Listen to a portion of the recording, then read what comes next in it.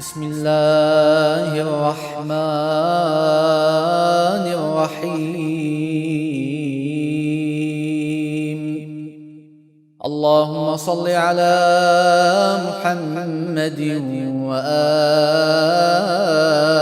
محمد. So I come back to this idea of authenticating based on sanad, okay, on the chain of narration. So this is one meaning of a hadith being authentic. So what happens here is that this is very interesting. Let's think about this, that okay, you have a hadith and there is a narrator in that hadith whose reliability is not established. Okay, what does it mean when we say his reliability is not established? It can mean many different things. Sometimes it can mean that this person, for example, is a kadhab, he is a fabricator. How do we know? The books of rijal would tell us. For example, this person was there, Abil Khattab. So you go and check the books of rijal. This says kadhabun, falanun, fabricator, all that. So sometimes you have a narrator who's a liar. Okay, but many times when we say a hadith is dhaif, is where it's not because there is someone in that chain of narration who's a liar, who's a fabricator.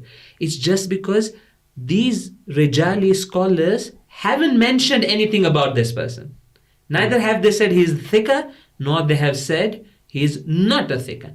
Let me give you a famous example of a hadith. I'm giving this example because you can search online. So there's this famous narration called the Makbullah of Umar ibn Hansal. So Umar ibn Hansal is a narrator, and there's this a very important narration. There's a lot of significance in fiqh, which talks about the authority of the scholars in ghaiba. So it's talking about authority of the scholars in ghaiba, and fuqaha have discussed it a lot. So here, they don't call this narration sahih. You know why? Because Umar ibn Hanzala, neither does he have tawseeq, whereby these rijali scholars are saying he's a thiqa, like I showed for Safwan ibn Yahya. Nor has anyone said that he was a kadhab.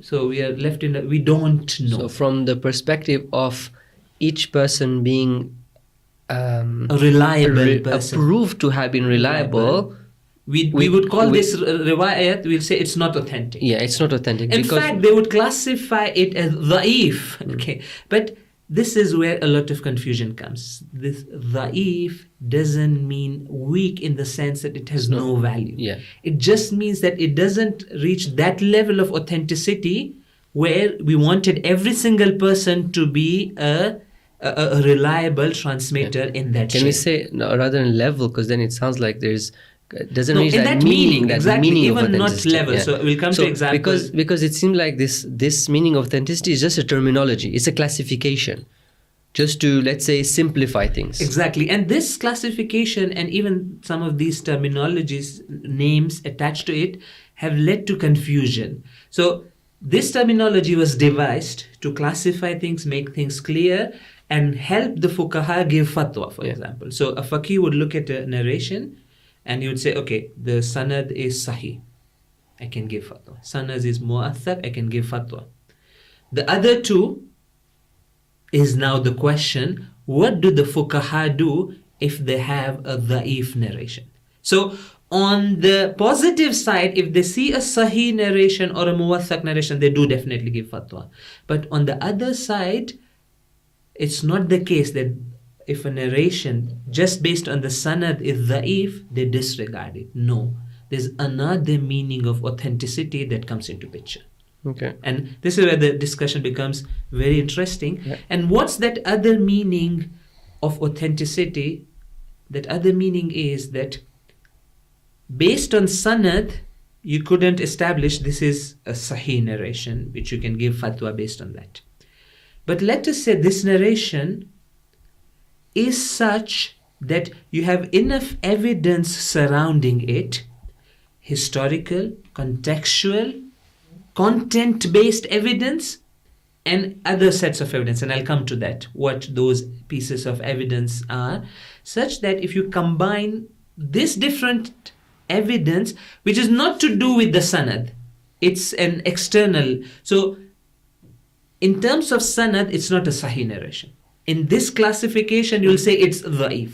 But this same hadith, which is dhaif, weak, if you take this and have other pieces of evidence put together, if you reach certainty, qatt, yaqeen, or near certainty, itminan, then this hadith, which according to the first meaning is dhaif, is reliable, authentic according to the second meaning, whereby you would say that I have reached itminan, I have reached near certainty, and I know that this has been said by the Imam. I have ilm, I have qatt, I have itminan regarding this. Can I define the second meaning of authenticity to mean that if something is proven to come from the Imam, regardless of how you've proven it, then you say that's authentic. It's true, maybe in the sanads it might not be authentic, that meaning of authentic. The first meaning, But the sanad is not the only way to prove something is from the Imam. So I think you said it very, very beautifully, and I think we should,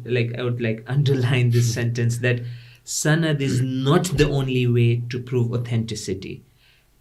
It is one of the ways, but not the only way to prove authenticity. So can we put it like this? If we want to understand why this confusion is happening, can we say that, look, generally the sanad really helps in showing authenticity, and therefore the ulama came and made classifications to see which ones of these asnad are sahih, which ones are not, so that majority of the case, this is also the second meaning of authenticity. Exactly. It comes from Imam.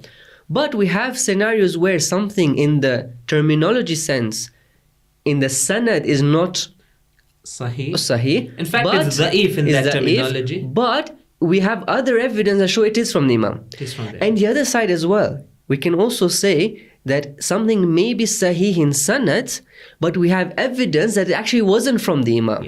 So basically, at the end of the day, when you look at both sides, it's clear that the sanad isn't the defining factor of in accepting or not accepting a hadith. It was it's an important factor. It's an important help to know if something comes from the Imam. Exactly.